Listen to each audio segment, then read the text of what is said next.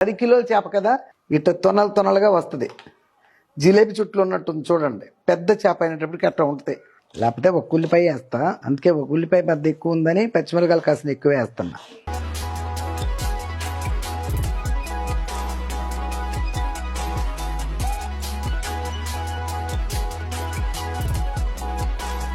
చక్క మగ్గిందమ్మా.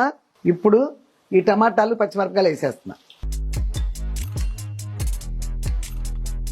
ఇదిగో అమ్మ, పులుసే కదా అందుకని కల్లుప్పు వేస్తున్నా.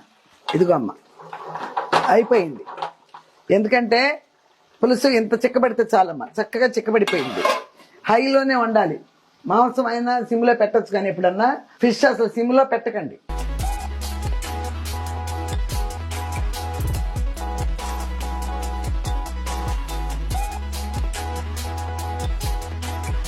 చాలా బాగుంది.